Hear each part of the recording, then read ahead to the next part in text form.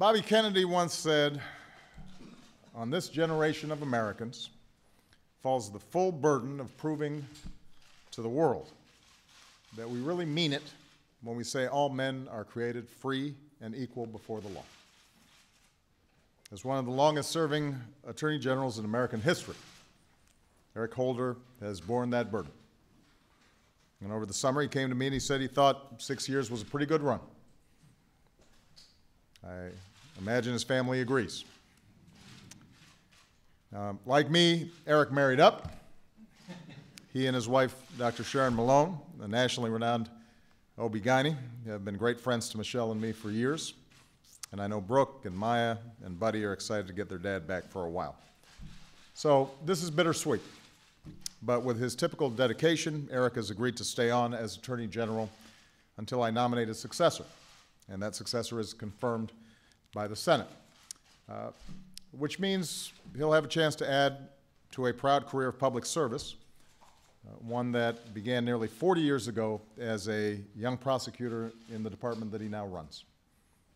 He was there for 12 years, taking on political corruption until President Reagan named him to the bench as a judge. Later, President Clinton called him back. So all told, Eric has served at the Justice Department under 6 presidents of both parties, including a several-day stint as acting Attorney General at the start of George W. Bush's first term. And through it all, he's shown a deep and abiding fidelity to one of our most cherished ideals as a people, and that is equal justice under the law. As younger men, Eric and I both studied law, and I chose him to serve as Attorney General because he believes, as I do, that justice is not just an abstract theory. It's a living and breathing principle. It's about how our laws interact with our daily lives. It's about whether we can make an honest living, whether we can provide for our families, whether we feel safe in our own communities and welcomed in our own country, whether the words that the founders set to paper 238 years ago apply to every single one of us, and not just some. That's why I made him America's lawyer, the people's lawyer.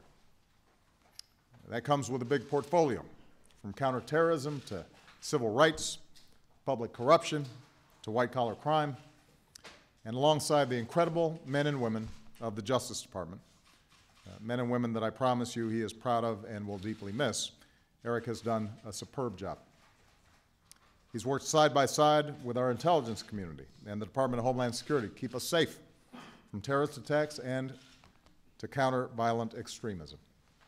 On his watch, federal courts have successfully prosecuted hundreds of terror cases, proving that the world's finest justice system is fully capable of delivering justice for the world's most wanted terrorists. He's rooted out corruption and fought violent crime. Under his watch, a few years ago, the FBI successfully carried out the largest mafia takedown in American history. He's worked closely with state and local law enforcement officers to make sure that they've got the resources to get the job done. And he's managed funds under the Recovery Act to make sure that when budgets took a hit, thousands of cops were able to stay on the beat nationwide.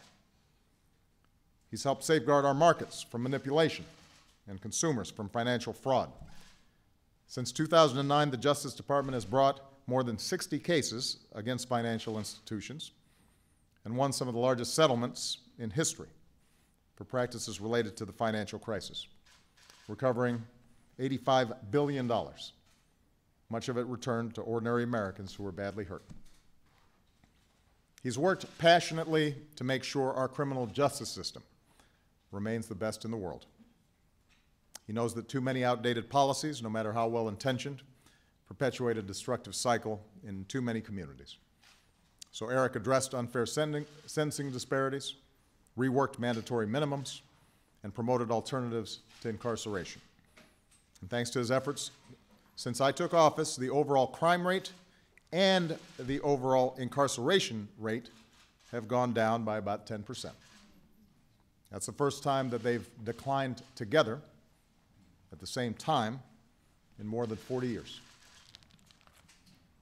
Eric's proudest achievement, though, might be reinvigorating and restoring the core mission to what he calls the conscience of the building, and that's the Civil Rights Division.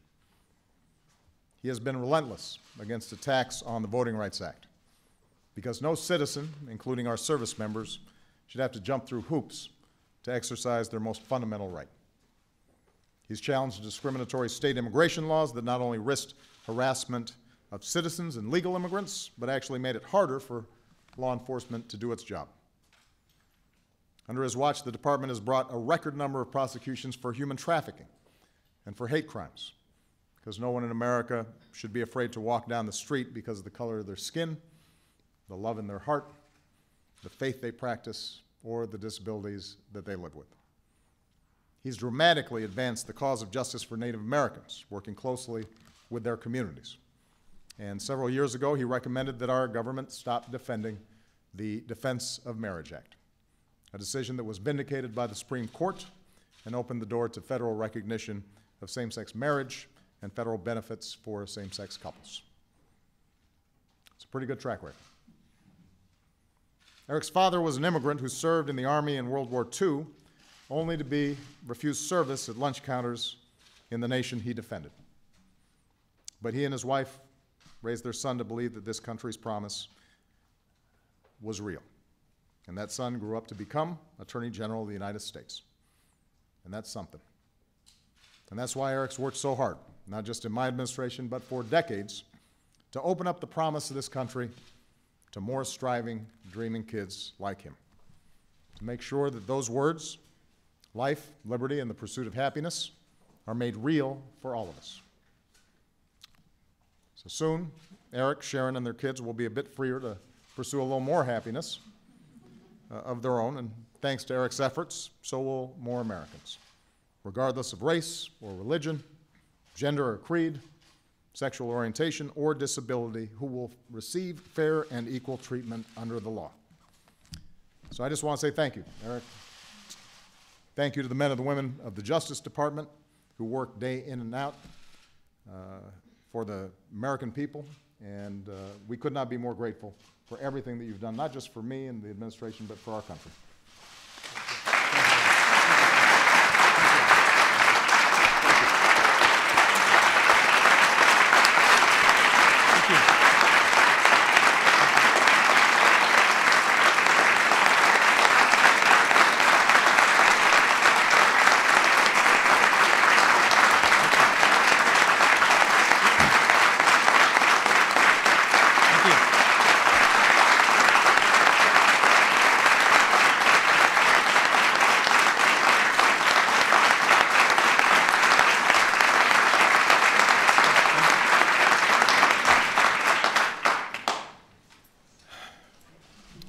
I come to this moment with very mixed emotions.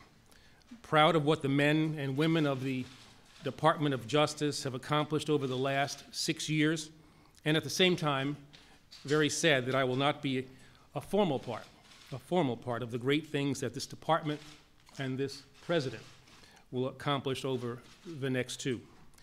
I want to thank you, Mr. President, for the opportunity that you gave me to serve and for giving me the greatest honor of my professional life. We have been great colleagues, but the bonds between us are much deeper than that. In good times and in bad, in things personal and in things professional, you have been there for me. I'm proud to call you my friend. I'm also grateful for the support you have given me and the department as we have made real the visions that you and I have always shared. I often think of those early talks between us about our belief that we might help to craft a more perfect union. Now, work remains to be done, but our list of accomplishments is real. Over the last 6 years, our administration, your administration, has made historic gains in realizing the principles of the founding documents and fought to protect the most sacred of American rights, the right to vote. We have begun to realize the promise of equality for our LGBT brothers and sisters and their families. We have begun to significantly reform our criminal justice system and reconnect those who bravely serve in law enforcement with the communities that they protect. We have kept faith with our belief in the power of the greatest judicial system the world has ever known to fairly and effectively adjudicate any cases that are brought before it, including those that involve the security of the nation that we both love so dearly. We have taken steps to protect the environment and make more fair the rules by which our commercial enterprises operate. And we have held accountable those who would harm the American people either through violent means or the misuse of economic or political power. I have loved the Department of Justice ever since, as a young boy, I watched Robert Kennedy prove during the Civil Rights Movement how the department can and must always be a force for that which is right. I hope that I have done honor to the faith that you have placed in me, Mr. President, and to the legacy of all those who have served before me. I would also like to thank the Vice President, who I have known for so many years, and in whom I have found great wisdom, unwavering support, and a shared vision of what America can and should be. I want to recognize my good friend, Valerie Jarrett, whom I've been fortunate to work with from the beginning of what started as an improbable, idealistic effort by a young senator from Illinois, who we were both right to believe would achieve greatness. I've had the opportunity to serve in your distinguished cabinet and worked with a White House Chief of Staff, White House staff ably led by Dennis McDonough, that has done much to make real the promise of our democracy. And each of the men and women who I have come to know will be lifelong friends. Whatever my accomplishments, they could not have been achieved without the love, support, and guidance of two people who are not here with me today. My parents, Eric and Miriam Holder, nurtured me and my accomplished brother William, and made us believe in the value of individual effort and the greatness of this nation. My time in public service, which now comes to an end, would not have been possible without the sacrifices, too often unfair, made by the best three kids a father could ask for. Thank you, Maya. Thank you, Brooke. And thank you, Buddy. And finally, I want to thank the woman who sacrificed the most and allowed me to follow my dreams. She's the foundation of all that our family is and the basis of all that I have become. My wife, Sharon, is the unsung hero, and she is my life partner. Thank you for all that you have done. I love you. In the months ahead, I will leave the Department of Justice, but I will never leave the work. I will continue to serve and try to find ways to make our nation even more true to its founding ideals. I want to thank the dedicated public servants who form the backbone of the United States Department of Justice for their tireless work over the past 6 years, for the efforts they will continue, and for the progress that they made and that will outlast us all. And I want to thank you all for joining me on a journey that now moves in another direction, but that will always be guided by the pursuit of justice and aimed at the North Star. Thank you.